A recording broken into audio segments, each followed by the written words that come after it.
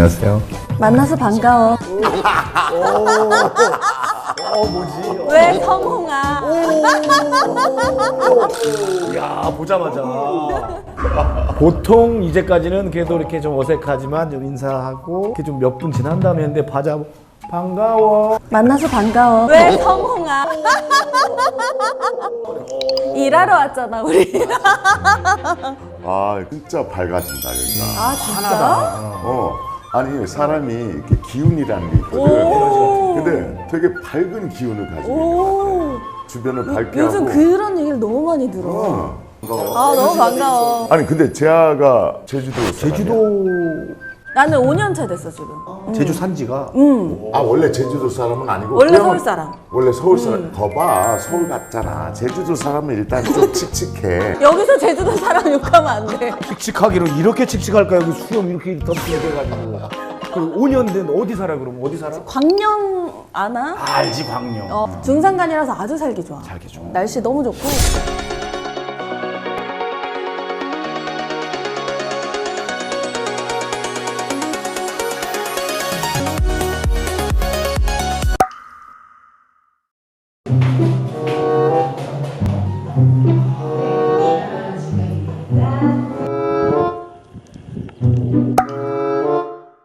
딱 중산간으로. 잘해.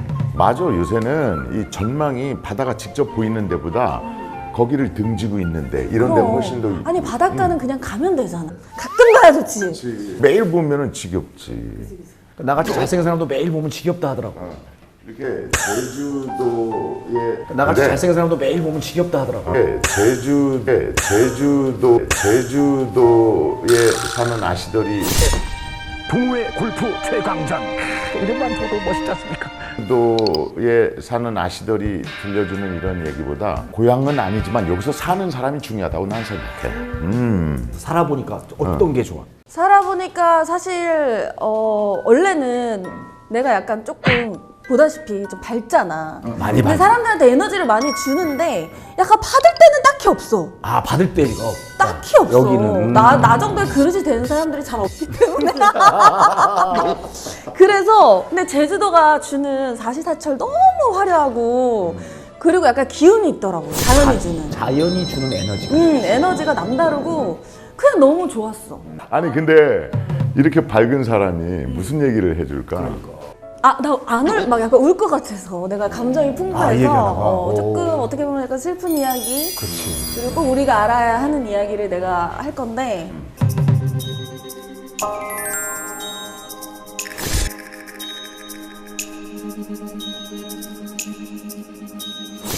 이 대구 교도소의 이장영 유만현 분이 좀 억울함에 대해서 정말 억울한지 않는 건지를 좀 알아봐야겠다. 무기징역을 선고받은 무기수였어. 국가보안법 위반. 간첩. 감옥에서 나오면 가족이 받아주지 않고 일본에서 18년 만에 제주공항에 딱 도착하니까 중앙정보부 직원 팔꿈치로 느닷없이 가슴을 치더라고. 남영동 대공분실. 그 무시무시한 남시. 거기엔 기다리는 사람이 있었어. 이근한. 칠성판에 묶어놓고서 코에 무릎 꿇고 손과 발바닥을 닥친 대로 마구 때렸습니다. 일거리가 없어서 일본으로 밀항을 해서 무색 악유를 맞추기 위해서는 제주도 사람들이 가장 적합했다. 때는 1990년 고산성당 주임 신부인 남승택 신부님에게 한 통의 편지가 배달이 돼. 편지가? 편지를 보낸 사람은 대구에 계신 신부님이야. 고산리 사람이 대구교도소에 수감 중인데 억울한 사정이 있으니까 면회를 와달라는 거야. 밑도 끝도 없이 그냥. 고산본당에 부임받고 갔을 때 우연한 기회에 교목 담당하는 신부님한테 편지를 받습니다. 이 대구 교도소의 이장영 유만현 분이 자꾸 좀 억울함에 대해서 많은 얘기를 하는데 고향이 고산이에요. 본당 신부로서 한번 면했으면 좋겠다는 연락 받게 돼가지고 제가 이장영 씨를 이제 알게 되었죠, 처음으로. 그 사람의 이름은 이장형. 부인과 딸은 고산에 살고 있고 성당에도 다니고 있어. 게다가 이장형 씨 부인은 성당 일에 봉사활동까지 열심히 하는 신자였어. 충분히 가봐야 될 이유가 있는 거네. 남신부는 서둘러서 대구를 갔어. 하지만 이장영 씨를 만나지는 못하고 돌아와. 아, 면회를 못했다고? 이게 법적으로 금지돼. 원래 가능한데. 근데 왜냐하면 직계 가족이 아니라서 면회가 안 된다는 거야. 얼마 뒤 이장영 씨가 광주 교도소로 이감됐다는 소식이 들려와. 아, 대구에서 광주로. 마침 광주에 아는 신부님이 있어서 도와달라고 부탁을 했어. 그리고 특별 면회가 허가를 받았어. 신부님이니까 가능했을 드디어 수 있어. 그렇지. 남신부는 이장영 씨를 처음 만난 날을 아직도 생생하게 기억을 한대. 아직 기억이 생생한데 아주 그냥 눈물을 이게 글썽거리면서 먼저 기도를 부탁했어요. 기도해달라고. 안수. 그래서 제가 기도를 이렇게 저 앞에서 꿇어 앉아가지고 먼저 기도를 요청했어요. 기도를 해주고 난 다음에 이렇게 만났는데 이장영 씨가 복역하고 난 다음에 처음 면회가 됐대요. 처음. 나는 간첩이라는 것 때문에 억울해도 뭐가 억울할까 해서 사실 몰랐어요. 아, 이분이 정말 억울한지 아닌 건지를 뭐 알아봐야겠다. 왜냐하면 그분의 울음 속에는 진정성이 보였어요. 장영 씨는 무기징역을 선고받은 무기수였어. 국가보안법 위반. 간첩. 그 심각한 건데. 그지. 전역 후에 일자리를 찾던 장영 씨는 일본을 몇 번 다녀왔어. 일본. 숙부가 일본에 살고 계셨거든. 제주도 분들이 일본에 많이 갔어. 맞아. 4.3 때도 4.3 때도 많이 가고. 내 생명을 구하기 위해서 가기도 했고 또 여기서 이제 돈을 벌기 어려우니까 일본에 가서 돈을 벌어서 여기 다시 제주도로 돌아온 분도 있지만 거기 또 사는 분도 있고. 우리 시집인 우리 아버지는 성산포, 제주도 성산포, 조국 무민떠들에. 우리 난간도서 기과. 오시마 가라, 저 시골꽃 가라, 저 대마도로 고베 가서 먹으려 하고 아는 거 없이 했어. 오사카에 가면 제주도 분들이 굉장히 많아. 오사카에 가면. 제2의 제주도라고 할 수 있지. 아, 역시 제주 사람이라 많이 하네. 여기 코리아타운에 가면 한 80%가 제주도 사람입니다. 아, 진짜? 거기 시장 상인들이 전부 다 제주도 사람. 깜짝 놀랐어. 갔는데 아이고 너 누구 아니가? 막 제주도 말로 막 얘기해. 양쪽에서. 난 그래서 일본 갔는데 제주도 사투리로. 사투리로 막 얘기하니까 나 무슨 동문시장에 온 줄 알고 양쪽에서 막 얘기를 하는데 처음 들은 일이야. 그렇구나. 아마 우리 이장영 씨도 거기에 숙부가 계셨으니까 돈 벌러 이제 그렇지, 왔다 갔다 한 거지. 근데 왜 간첩이라고 그래? 1984년 6월에 장영신 제주항에서 대공분실 직원들에게 붙잡혀 영장도 없는 불법 연행이 됐어. 간첩 혐의니까. 그때는 대공분실 얼마나 무서운데. 한참 막 기세를 떨치던 때거든. 근데 이제 일본 몇 번 왔다 갔다 하는 차에 갑자기. 아마 배 타고 붙잡혀 간 거지. 영장도 없이. 서울로 이송된 장영 씨가 도착한 곳은 남영동 대공분실. 그 무시무시하다. 무시무시하다. 거기엔 장영 씨를 기다리는 사람이 있었어. 바로 이 사람. 바로 이 사람. 이근한. 두 손도 함께 매달아 고통을 줄이는 반면 얼굴에 물수건을 덮어 고춧가루물이 모두 코 속으로 흘러들어가게 했습니다. 장영 씨는 이근한에게 67일 동안 혹독한 고문을 당해. 그곳에서 어떤 일이 있었는지 장영 씨가 남긴 증언이야. 이근한은 저를 발가벗긴 채 칠성판에 묶어놓고서 수건을 입에 틀어막고 코에 물을 붓고 손과 발바닥을 닥친 대로 많이 때렸습니다.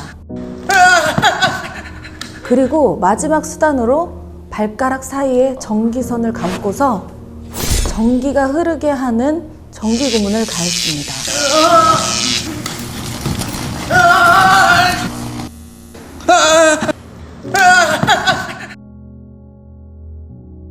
끔찍하다. 67일 동안. 상상할 수가 없었을까. 나는 하루도 못 버텼을 것 같아. 죄 지은 것도 아무것도 없는데 갑자기 붙잡혀서 서울로 가서 아니 그러니까 할 말이 없는 거야. 죄가 있어야 죄를 졌다고 잘못을 했다고 뭘 빌기라도 하는데. 이제 그들이 제시하는 거짓에 대해서 자기가 이제 했다라고 하게 되지. 그 고통을 벗어나야 되니까. 그러니까 조작이 되는 거지 이제. 이야. 결국 장영 씨는 모든 혐의를 인정을 해. 가봐. 어쩔 수 없어. 조총련인 숙부의 지령을 받아서 군사기밀을 탐지해 보고했다. 그리고 북한을 방문했다. 그러니까 가장 간첩으로 조작하기에 가장 안성맞춤인 사람인 거야. 제주도 출신의 친척들이 일본에 있어 있고, 왔다 갔다 하고. 그리고 그 제주도에 사시는 오사카나 이쪽에 사시는 분들의 많은 분들이 조총련에 가입도 돼 있어 사실은. 그러다 보니까 그런 혐의를 씌우기가 너무 좋은 케이스인 거지. 간첩 조작을 하고 싶어도 뭔가 뜬금없이 할 수 없지 않습니까? 그런데 제주도민들에게는 몇 가지 특징이 있습니다. 제주 4.3 사건 때에 그 학살극을 피해서 일본으로 피신한 분들이 계시죠. 남한 정부에 대한 그 원망 그런 것 때문에 이제 조총련에 가입한 분들도 꽤 계시죠. 지금이야 많은 직업들이 생겼지만 80년대까지만 하더라도 일거리가 없어서 일본으로 밀항을 해서 외국인 노동자가 이제 우리나라에 와서 저임금 노동을 하는 것과 마찬가지죠. 뭔가 구색 악유를 맞추기 위해서는 제주도 사람들이 가장 적합했다. 제주는 4.3과 제1교포 사회와 연관돼 조작 간첩 피해가 유독 컸습니다. 2006년 천주교 인권위가 조사한 전국 조작 간첩 피해 사례 가운데 30% 이상이 제주와 관련됐습니다. 나도 예전에 이제 그 일본 오사카 갔을 때 들은 얘기 중에 그 상인분들이 비자나 이런 거 없이 막 불법 체류가 되거나 취업한 분들이 있기 때문에 본인들이 어떤 피해를 입어도 하소연할 때. 그래서 우리가 이렇게 촬영할 때도 카메라를 피하는 분들이 많더라. 그런 허점을 노렸을 수도 있지 않을까. 아주 딱 안성맞춤이라는 거야. 간첩으로 만들기가. 진짜 너무 안타깝다. 증거가 딱히 있는 것도 아닌데 이렇게 붙잡혀가지고 말이야. 근데 이 양반이 대단한 거야. 67일을 버텼다는 거잖아. 성공이는 반나절도 못 견뎠을 거야. 우리는 거기 가는 순간 바로 잡혔다. 주변 친구들, 가족들 다 불었을 거야. 나뿐만이 아닙니다라고 했을 거야. 거기 도착하는 순간. 그럼. 되게 못됐다. 무섭잖아요. 대공분실 막 이런 데 가면. 장영 씨가 북한에 보고했다는 군사 기밀이 뭐냐면 예비군 편제, 공공시설 위치 같은 것들이야. 그건 누구나 다 아는 거야. 아니 제주도에 사는 사람이면 다 알아. 도청 어디에 있고 부대 어디에 있고. 그다음 예비군 중대 뭐 여기 있고. 그거 모르는 사람이 있어. 군대 갔다 온 사람 다 아는데. 그리고 방법을 입증할 만한 증거도 자백 말고는 없어. 맞아. 사실 장영 씨는 사실 한국전쟁에 참전해서 무고훈장까지 받은 그런 대단한 사람이야. 해병대 장교로 전역한 뒤에도 나라에서 주는 표창까지 여러 번 받았어. 당신은 해병대 장교 출신인데 그럼 허위 자백을 했느냐 하고 물어봤어요. 그랬더니 뚝뚝 그때 기억이 생생한데 자기가 이근환한테 고문을 받았대요. 67일간 불법 강구마였어. 이근환이가 우리나라에서 최고의 고문 기술자잖아요. 물 고문시키고 고춧가루 고문시키고 자기는 다 참아냈다 그럽니다. 그런데 결정적인 순간에 너 자백하지 않으면은 고사는 부인과 딸도 데려다가 이런 고문을 시키겠다. 그 말을 듣는 순간 자기는 나만 죽자. 나만 죽고 그래도 부인하고 딸은 살려지 않겠나 생각 들어가지고 그래 너희들이 말한 대로 그대로 하자 해가지고 자백을 했대요. 아무런 지은 죄도 없이 고문당하고 거기다 안 되니까 마지막엔 너의 부인과 아이도 내가 데려다가 이렇게 고문한. 가장 치졸한 방식이지. 그러니까 가족을 가족은 지은 죄가 없는데 얼마나 억울했을까. 복장이 터질 것 같아. 아니 근데 진짜 고문 기술자라는 사람이 있었던 것도 나는 되게 놀랍다. 일제 강점기 때서부터 대대로 이어져 오는 기술들이야.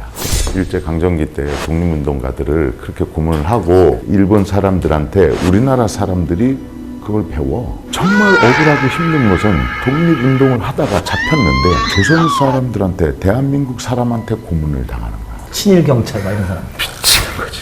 드라마에서 많이 봤어. 근데 그런 기술들이 대대로 경찰서에 넘어오면서 이근환이라는 사람이 탄생하는 거지.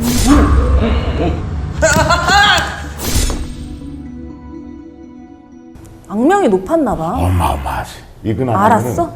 알지. 둘 다 알았어? 난 몰랐어. 난 안 갔다 왔다니까. 이분은 거길 갔다 왔다. 그러니까 막 제일 진짜 되게 어떻게 잘 안다. 그랬어. 그때는 내가 직접 당하지는 않았어.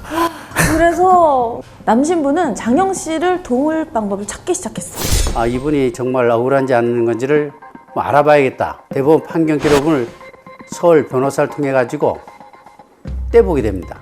그런데 간첩이 뭔가 드라마틱하고 뭔가 나왔는데 그런 내용이 없어요. 결정적인 기록은 무슨 뭐 난수표 나오는 것도 아니고 단지 볼펜하고 그 다음에 일본에 갔다 왔다는 그것이 결정적인 기록이더라고요. 최병무 변호사를 대동하고 일본을 방문하게 됩니다. 그런데 남신부 일행한테 일본에서 위기가 찾아와. 왜? 신부님한테 왜? 일본 갔을 때 제가 사제관을 갔거든요. 그 일본 신부님 사제관 경비도 아껴야 하니까. 근데 그 사제관으로 나를 찾는 전화가 오더라고. 아이고 신부님 잘 도착하셨어요? 모르는 사람한테. 네, 그런데 누구시죠? 그럼 감시당하고 있는 거지. 나는 아는 사람이 하나도 없거든 일본에. 그래서 전화 받으니까 남승택 신부님 되십니까? 잘 도착하셨습니까? 일 잘 보십시오 하면서 딱 끊는 거예요. 여보세요? 여보세요? 우리 행동이 모든 게 이게 감시된다는 걸 확실히 느꼈거든요. 그러니까 당신이 일본에 간 것을 우리는 알고 있다는 걸 알려주는 거죠. 함부로 행동하지 마. 이장영 씨가 24일부터 29일까지 북한으로 갔다는 게 있어요. 결정적인 것은 크리스마스 전날에 이장영 씨가 친구를 만났어요. 근데 기록에는 북한으로 갔다는 기억이 나오는 거예요. 허위구나하는 거를 이렇게 알게 되고 재판이 다시 됐을 경우에 증언을 할 수 있냐 했더니 다 증언해 주겠다는 사람도 나오고. 아주 결정적인 증거인데. 진짜 신부님은 이렇게 간단하게 찾을 수 있는 이런 증거인데도 그냥 덮어 씌우니까 이게 조작한 거니까 조작. 그래 또 항소하고 했을 텐데 그 대법원 판결까지 딱 났으면은 끝난 거야. 그 이상은 없어. 남승택 신부님은 사실 김장영 씨를 만난 뒤부터 이곳저곳에서 압박을 받기 시작했어. 주교님 한 분이 부르셨대. 변호사한테 맡기고 남 신부는 빠지는 게 좋겠다고. 신부가 개입하면 문제가 생길 수 있다. 어느 날은 또 선배 신부님들이 불러서 감당 못할 일이 벌어질 수 있다. 그러니 변호사에게 맡기고 남 신부는 빠져야 될 것 같다. 걱정과 두려움이 없다는 건 거짓말이지. 그때 이렇게 생각했대. 딱 이장영 씨 무죄까지만 받아내자. 간첩은 아무나 간첩되는 것이 아니다. 뭐가 있기 때문에 간첩이 되는 것이지 그냥 간첩은 나라에서 만들지 않을 것이라는 생각이 있었어요, 저도. 하지만은 재판 기록을 보고 또 일본에 가서 조사한 결과 이것은 틀린 거짓이다. 거짓된 것을 진실로 밝히는 데 대해 가지고는 이 사람은 결코 문제를 삼을 수는 없을 것이다. 그렇게 이장영 간첩 사건은 계속돼. 그러니까 이런 분들이 계시기 때문에 사실이 정의가 밝혀지는 거야. 가닥 희망. 마지막 희망 하나는 이런 분들 때문에 세상이 그냥 그나마 이렇게 굴러가는 거라니까. 그러니까 너무 대단해. 그래서 남신부님은 3천여 명의 연대 서명을 받아서 법무부에 탄원서를 내.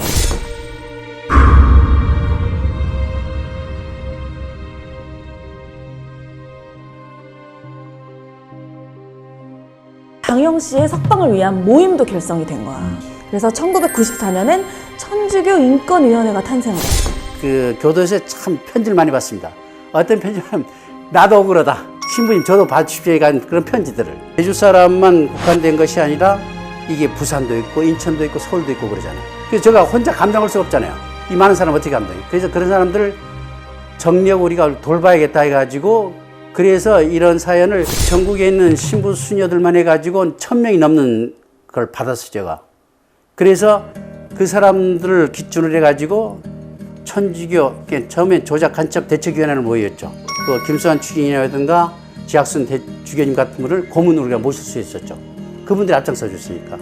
신부님 혼자만의 힘으로 시작됐던 것이 나중에 인권위원회가 만들어지면서 이제 그 막 변호사들도 그다음에 주교님들도 막 참여하고 작은 불씨가 점점 커지기 시작하는 거예요. 그런 분들이 다 힘을 보태면서 끝까지 투쟁을 할 수 있는 힘을 받게 되는 거지. 진짜 이 신부님 지금 표정이나 이런 거에서도 너무 선하시고 마음이 편안해 지금. 그러니까 진짜 엄청 얼마나 무서웠을 거야. 우리 같은 일반인들은 할 수 없는 일이죠, 사실. 아니야. 일반인도 할 수 있어. 우리도. 그럼. 그런 신념을 갖고 하면은. 그렇지, 우리한테 그런 신념이 자꾸 근데 있으니까. 그러니까 안 되는 거지. 근데 이렇게 진짜 많은 사람들이 이렇게 모여서 힘을 합쳤잖아. 1998년 8월 15일 장영신 가석방으로 풀려나. 아, 드디어. 14년 만에 고향으로 돌아온 거야. 석방 운동을 도운 사람들이 모여서 환영회도 열었어. 근데 기쁨은 오래가지 않았어. 왜? 간첩이란 누명은 그대로니까.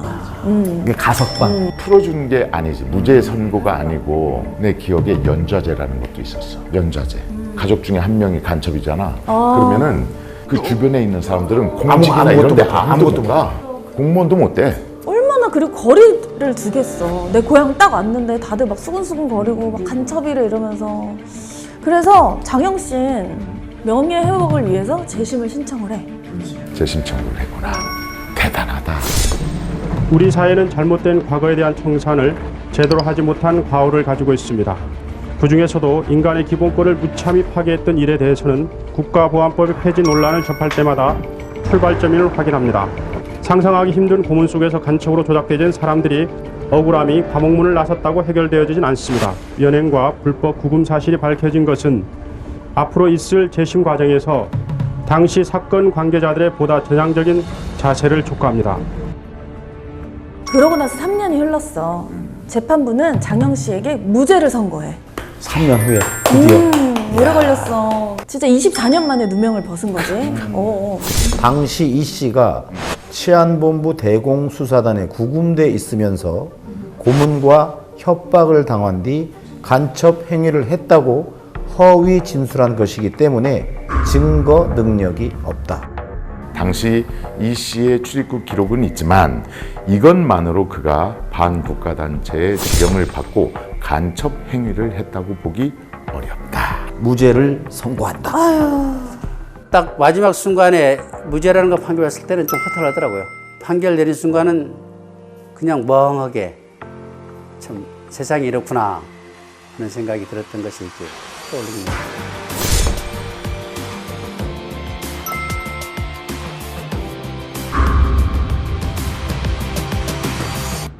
근데 장영신 이 소식을 들을 수 없었어.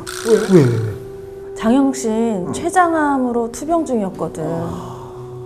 재심을 신청한 이듬해 돌아가셨어. 그럼 이 판결이 돌아가신 다음에 판결이 난 거야? 그치. 미치겠다.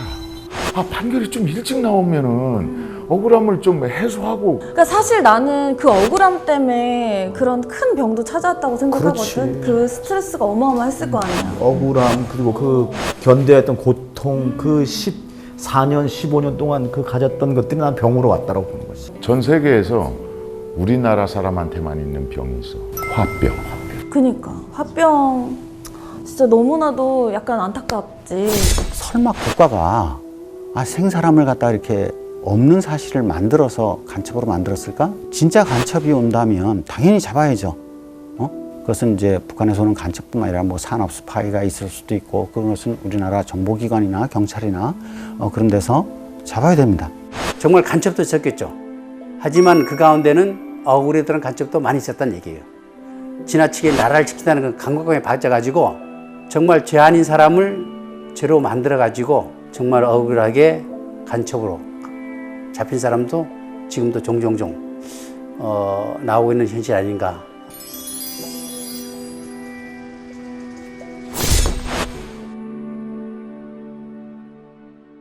시간이 훌쩍 지나서 2019년 6월이야. 그즈음 조작간첩 피해자들의 사연이 언론에 잇따라 소개가 돼. 75살 김동순 할머니는 6년 전 세상을 떠난 남편을 생각하면 지금도 눈물이 차오릅니다. 일본 갔다 왔다 한 것뿐이지 흔적이 있어야 간첩이나 뭐나 하지 너무 억울하고 그만큼 받은 그 고통이 너무도 컸다는 얘기죠. 이런 분들에 대해서 무관심했었다. 손을 놓아버리지 않았느냐. 이런 이야기들이 올라오는데 국가폭력 피해자들을 기억하기 위한 공간이 처음으로 제주에 만들어졌어. 아, 그게 제주도에. 아, 제주도에 그 간첩 누명을 쓴 사람들이 많으니까. 그분 말고도 많이 있었다는 얘기. 그런데 이름이 참 특이해. 보통은 약간 무슨 기념관 그렇지, 뭐 그렇지. 이렇잖아. 근데 수상한 집이야. 수상한 집 안에 조작간첩 피해자 강광보 씨의 집이 있어.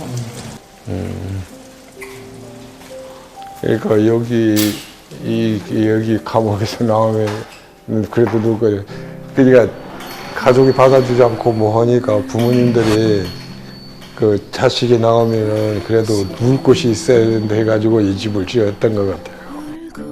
광보 씨는 무죄 판결로 받은 배상금도 내놨어. 광보 씨가 바라는 건 하나야. 조작 간첩 피해자들의 얘기를 사람들이 알고 함께 기억하는 거. 그 시민단체에서 이제 이 개관할 적에 해방 이후에 이 조작 간첩 그 사건들을 다 이거 스크립해 왔더라고. 그래서 그 친구들이 와가지고 다 이거 세팅해 준 거예요. 재심을 할 때 가짜했던 분들. 야, 얼마나 이 나라가 그냥 선량한 시민을 데려다가 고문을 해서 자기네 어떤 실적도 만들어야 되고. 우리 어렸을 때 교육에 의하면은 난 진짜로 그 북한 빨갱이는 얼굴이 빨간 줄 알았어. 여기에 뿔이 달려 있는 줄 알았어. 나라에서 무슨 일이 발생이 돼, 정권에 안 좋은 일이 발생이 돼, 그러면은 사람들 시선을 돌려야 돼. 그치. 그러면은 거 봐라, 간첩을 잡아. 해가지고 혐의해가지고 신문에 대문짝만하게 딱 나오고 대한리. 최근 중앙정보부는 큰 규모의 북한 괴뢰 간첩단을 일망타진했다고 밝혔습니다. 대한민국에서의 기반 구축과 민중봉기를 획책, 베트콩식 침투 공작을 준비하다가 일망타진된 것입니다. 그럼 사람들이 그 전에 잃었던 것을 까먹고 그쪽으로 잠깐 시선이 돌려지는 거야. 이런 용도로 간첩들을 다 양산해낸 거야, 이게. 검거했다는 실적을 만들어야 되기 때문에 간첩 사건을 만들어내서 자백하게 만들고 무기징역을 받고 가족들은 만나지도 못하고 그런 사람들이 얼마나 많았겠어요. 그게 정말 60년대에는 먹고 살기가 상당히 힘들었으니까 그때가 내가 일본 간 해가 1962년도 5월달로 내가 기억을 하는데 불법 철저하기 때문에 자유로운 행동이 없어가지고 상당히 조심하면서 살았거든요. 내가 나이가 되니까 이제 거기서 결혼도 하고 자식도 이제 태어나가지고 했는데 일본에서 18년 만에 이제 입국하기서야 이제 제주공항에 딱 도착하니까 입국 검사에서 가족들은 다 내버려 주는데 나만 붙잡더라고. 중앙정보부 직원 한 명이 나보고 일본에서 몇 년 살다고 들어왔어. 그러면 하니까 18년 살았다 하니까 팔꿈치로 느닷없이 그냥 가고 이 가슴을 치더라고. 당신은 일본에서 오래 살았으니까 친척들도 있고 친구들도 있을 거니까 그 사람들이 만나가지고 어떤 얘기했던 것을 우리에게 얘기할 수 있으면 나 그런 것을 얼마든지 나 말할 수 있다 하니까 그러면 대한민국에서 떳떳이 살라고 하면서 3일 만에 나왔거든요. 이렇게 멀쩡하게 있는데 제주도의 유재석이야. 일본 갔다 왔어. 거기서 뭐 누구 만났어? 아는 분들도 뻥. 갑자기 때리는 거지. 그리고 불어. 안 부르면은 가족들도 그럴 거야. 그러면은 다 불지. 똑같은 상. 3일 만에 나왔는데 나와가지고 한 달 만인가 첫날을 딱 받으니까 제주 경찰서 대원과라고 하면서 좀 물어볼 것이 있으니까 잠깐만 와달라고 해가지고 가니까 딱 들어갔더니 수사관들이 그런 말 하더라고. 당신 들림없이 그냥 이북에서 교육받았으니까 애기가 자식이 없는 거 아니냐 해가지고 그때 막 하는데 하필이면 박정희 대통령이 그때 돌아가셨던 거야. 박 대통령은 1979년 10월 26일 오후 7시 50분께 향년 62세로 서거했습니다. 아침으로 저녁까지 계속 조사하고 뭐 고문받고 이렇게 하던 그 수사관들이 일절 타치를 않더라고. 당신 말이지 조사해보니까 별 혐의가 없으니까 집에 돌아가도 좋다고 딱 이 말을 하더라고. 그 말 하니까 어이가 없더라고.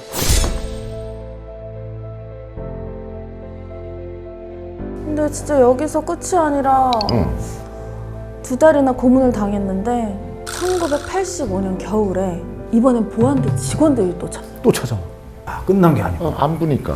이제 일본에서 들어와가지고 7년이 되는 해 뭐 이번 가도 뭐 별 문제가 있겠냐 해가지고 갔는데 딱 들어가자마자 내려가는데 지하실로 딱 내려가더라고. 그러니까 얘가 딱 오는 거야. 이건 뭐가 잘못되는구나 해가지고 당신이 어떻게 협조하느냐에 따라 가지고 살아서도 나갈 수 있고 죽어서도 나갈 수 있다면서 인간 도살장이라고 딱 그거 나에게 겁을 주거든. 정기 고문을 하게 되면은 이렇게 뒤에서 이렇게 수갑해가지고 하고 발에도 그냥 고정시켜 놓으면 움직일 수가 없어요. 그래서 까무러치고 이렇게 해가지고 내가 정신을 차리고 또 하면은 또 일어나가지고 하는데 한 번 딱 보니까 이 엄지에 보니까 막 인주가 묻었더라고. 그것을 조사는 했지만 내가 그걸 지장을 찍어야 이제 그 효력이 있으니까 내가 그걸 버티면서 안 찍었거든요. 정신을 잃었을 때 이 수사관들이 그냥 나 그 엄지에 그 인주를 해가지고 막 찍어댄 것 같아요. 일본에서 온 지 7년이야. 7년 내 3번을 끌려간 거야. 이미 다 끝났다라고 생각했는데 또 끌려가. 그러니까 억울하니까 버티니까 전기 근무를 하다가 기절했는데 이걸 갖다가 그냥 이렇게 찍어버린 거지. 제목이 짐작이 되지? 이거 간첩행위지 뭐. 국가보안법도. 광보 씨는 징역 7년형을 선고받아. 1991년이 돼서야 광보 씨는 제주도로 돌아올 수 있었어. 아내와 아이들은 이미 그의 곁을 떠났어. 못 견딘 거지. 그를 맞이해준 건 그냥 늙은 부모님들 뿐이었던 거야. 아휴, 사는 게 뭔지. 자식도 떠나, 아내도 떠나. 내 청춘은 가버렸어. 진짜. 늙은 부모님만 그래도 내 자식이니까 돌아와서 누울 아까 자리는 있어야 된다고 해서 그 지방칸을 마련해준 부모님이 기다리고 있었겠지. 고향으로 와서 쓸쓸히 지나는 중에 어느 날 TV에서 놀라운 걸 보게 돼. 간첩 조작 사건 재심 소송에서 무죄 판결이 나왔다는 거야. 그 신부님이랑 같이 했던 그런 것들이 제주도에서. 그렇게 재심 무죄를 받은 강희철 씨를 만나게 돼. 사실 강희철 씨는 교도소에서 한번 봤던 사람이었다. 복역하는 중에 어느 날 그 제주 방송국을 딱 보는데 그 광주에서 같이 있었던 한 친구가 재심을 청구해가지고 무죄 받아가지고 인터뷰하는 걸 봤거든요. 근데 그 친구가 이거 강희철이에요. 대표적인 조작 간첩 사건으로 지목하고 있는 강희철 간첩 사건의 당사자인 강희철 씨가 제주지방법원에 재심 청구서를 제출했습니다. 일본 가가지고 이제 한 7년 살고 7년 살고 이제 강제 추방돼가지고 돌아왔는데 81년도 8월 달에 이제 돌아오면서 부산부안대서 해가지고 그때도 고문받고 해가지고 무혐의 처리된 거예요, 이게. 내가 어느 날 TV 보니까 딱 나왔더라고요.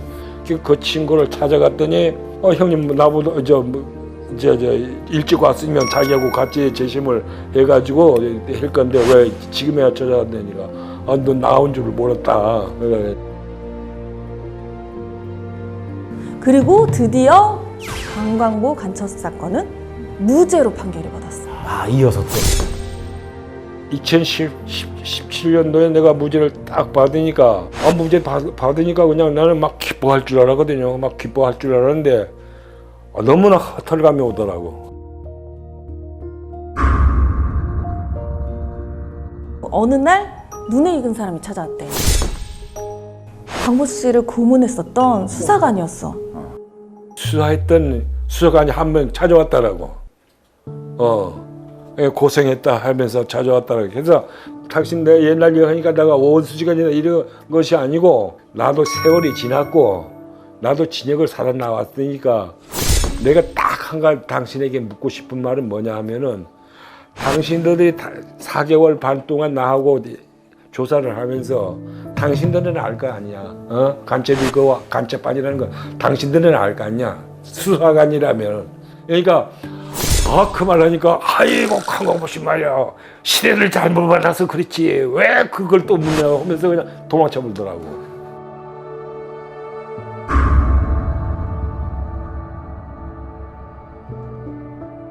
남의 인생을 그렇게까지 망쳐놓고서 그냥 원망하지 마라, 시대를 잘못 만난 거다. 그러니까 얼마나 더 허망할 거야. 고문을 가했던 그 취조관들 역시 본인 스스로도 이 사람이 간첩이 아니라는, 진짜 간첩이 아니라는 사실을 알고 있었다고 저는 생각을 합니다. 지금 현재 제주도에는 당시 중앙정보부 또는 보안사에 근무했던 분들이 지금, 그리고 실제 고문을 자행했던 분들이 지금 제주도에 살고 계십니다. 이분들이 저는 양심 선언을 해야 된다고 봅니다. 지금이라도 사과를 하고 양심 선언을 해야 된다고 봅니다.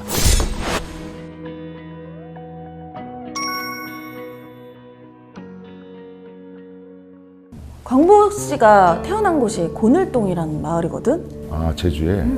4.3 때 마을 전체가 불타서 폐허가 됐었어. 친인척들은 이웃 동네로 이주하거나 일본으로 다 건너간 거야. 그래서 큰아버지도 일본에 계셨던 거고. 근데 2006년 천주교 인권위원회가 파악한 제일교포 관련 조작 간첩 사건은 109건이나 돼. 109건이 조작이 된 사건이 109건이나 되고 그중 37건의 피해자가 다 제주 출신이야. 이야, 거의 3분의 1이네. 일본 왔다 갔다 하면 이거 다 간첩 중에 다 연결시켜버린 거구만. 간첩으로 억울하게 누명을 쓴 사람은 전체의 3분의 1. 3분의 1이 제주도. 이야. 그러니까 왜 이렇게 억울한 일을 많이 겪는 거야, 제주도는? 다른 도, 경상도, 전라도, 충청도, 뭐 강원도, 하다못해 강원도라 하더라도 진짜 간첩이란 모를까? 억울하게 이렇게 하면 그 후폭풍이 일지 않습니까? 그런데 제주도는 그 4.3 사건 이래로 정말 숨도 제대로 못 쉬고 그 3만 명이라는 희생이 있었음에도 불구하고 87년 6월 항쟁이 있기 이전까지는 누구도 4.3에 대해서 말을 할 수가 없는 제도가 정말 타켓이 됐다. 만만한 타켓이 됐다. 이제라도 그런 것들의 진상을 규명하고 다시는 이런 일이 발생하지 않도록 이렇게 언론을 통해서든 널리 알리는 것. 이것은 피해자 및 피해자의 가족, 그분들에 대해서 위로를 해주고 위로해 준 건 물론이고 우리 제주 사회가 건강한 사회로 나아가기 위한 아주 중요한 그런 발판이 될 거라고 봅니다. 어쨌든 정말 이런 억울한 누명, 이런 억울한 사건들이 이제 더 이상 안 안 나와야지. 제주도는 지킬 거잖아. 내가 지켜야지. 성웅이가 지킬 거잖아. 지켜. 근데 나는 이런 거 사실 몰랐거든, 나도. 간첩 종 사건 뉴스로 봤는데 세밀하게는 몰랐어. 알려고 노력을 해야 돼. 누가 알려주지 않아. 본인이 알아서 찾아가서 공부를 해야 돼. 맞아. 그리고 내가 아는 만큼 다른 사람한테 다시 또 알려주고. 그리고 또 제아처럼 서울에 살다가 제주 도민이 돼서 살고 있는 사람 있잖아. 이런 사람한테 알려줘. 같이 연대를 하고. 그럼 수상한 집도 진짜 우리 방송을 통해서 많은 분들한테 알려지면은 당하신 분들한테 또 위로가 될 수도 있고 또 우리도 이런 걸 또 알면서 앞으로는 당연히 그런 일이 없겠지만 혹시라도 이런 일 안 생기기를 그냥 같이 이렇게 염원하면서 아쉽지만 오늘의 이야기는 여기까지야. 끝이야. 억울하고 슬픈 세상이지만은 어차피 살아내야 돼. 맞아. 살아내면서 밝게 이렇게 밝은 기운을 가지고 살아내면서 한 명씩 이런 것들을 깨닫고 얘기하고 힘을 보태는 거. 맞아. 이게 연대의 힘이야. 연대의 힘. 그렇지. 잊혀지지 않도록. 그러면 단단하게 또 세상을 또 이렇게 같이 밝게 하고 이러면 되는 건 것 같아. 그런 의미에서 우리 제아한테 박수를 치면서 제주 도민으로서 힘내라고. 힘내세요. 파이팅! 화이팅! 파이팅!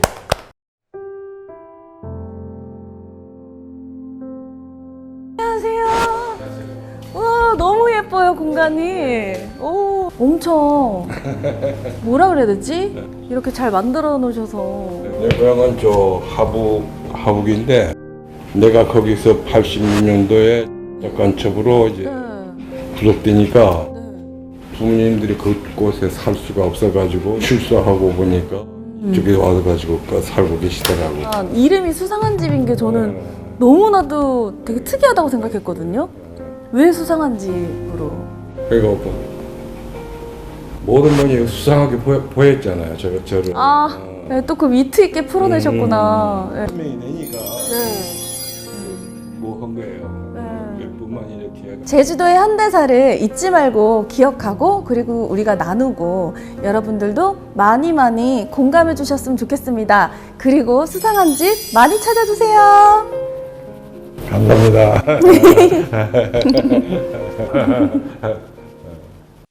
집으로 돌아가는 길에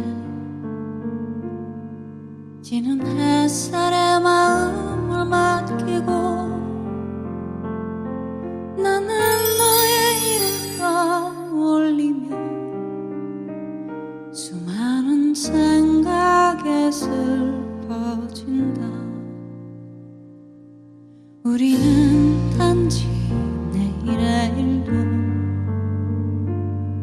지금은 알 수가 없으니까